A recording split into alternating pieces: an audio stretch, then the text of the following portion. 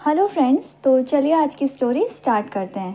एक गांव में जगदीश नाम का एक कुम्हार रहता था। एक दिन वह शराब के नशे में घर आया तो अपने घर पर एक टूटे हुए घड़े से टकराकर गिर पड़ा और उस घड़े के जो टुकड़े ज़मीन पर बिखरे हुए थे उनमें से एक नुकीला टुकड़ा कुम्हार के माथे में घुस गया, जिससे उस स्थान पर गहरा घाव हो गया। और वो घाव इतना गहरा था कि उसको भरने में काफ़ी लंबा समय लगा।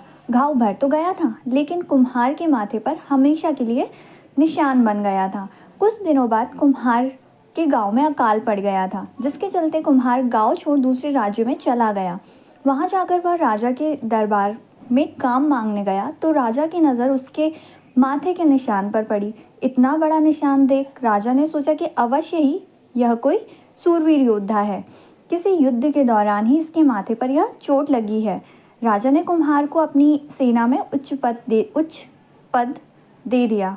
यह देख राजा के मंत्री और सिपाही कुम्हार से ईर्ष्या करने लगे, लेकिन वो राजा का विरोध नहीं कर सकते थे, इसीलिए चुप रहे। कुम्हार ने भी बड़े पद के लालच में राजा को सच नहीं बताया और उसने सोचा अभी तो चुप रहने में ही भलाई है। समय बीतता गया और एक दिन अचानक पड़ोसी राज्य ने आक्रमण कर दिया। राजा ने भी युद्ध की तैयारियां शुरू कर दी।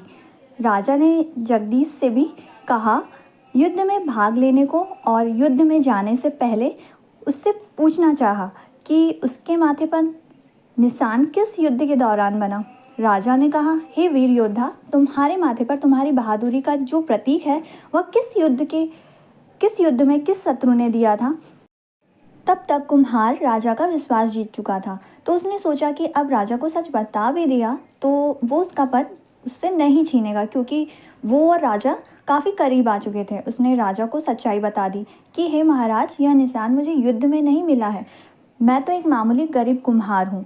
एक दिन शराब पीकर जब मैं घर आया तो टूटे हुए घड़े से टकराकर गिर पड़ा। उसी घड़े का एक नुकीला टुकड़ा मेरे माथे में गहराई तक घुस गया था, जिससे घाव गहरा हो गया था और यह निशान बन गया। राजा सच जानकर आग बबूला हो गया। उसने कुम्हार को पद से हटा दिया और उसे राज्य से भी निकल जाने का आदेश दिया। कुम्हार मिन्नतें करता रहा कि वह युद्ध लड़ेगा और पूरी वीरता दिखाएगा। अपनी जान तक वो राज्य की रक्षा के लिए न्यौछावर कर देगा। लेकिन राजा ने उसकी बात नहीं सुनी और कहा कि तुमने छल किया और कपट से यह पद पाया है। तुम भले ही कितने ही पराक्रमी और बहादुर हो, लेकिन तुम क्षत्रिय के कुल के नहीं हो, तुम एक कुम्हार हो। तुम्हारी हालत उस गीदड़ की तरह है जो शेरों के बीच रहकर खुद को शेर समझने लगता है, लेकिन वो हाथियों से लड़ नहीं सकता। इसीलिए जान की परवाह करो और शांति से चले जाओ, वरना लोगों को तुम्हारा सच पता चलेगा तो जान से मारे जाओगे। मैंने तुम्हारी जान बख्श दी, इतना ही काफ़ी है। कुम्हार चुपचाप निराश होकर वहाँ से चला गया। इस कहानी से हमें यह सीख मिलती है कि सच्चाई ज़्यादा दिनों तक छिप नहीं सकती, इसीलिए हमेशा सच बोलकर सत्य की राह पर ही चलना चाहिए।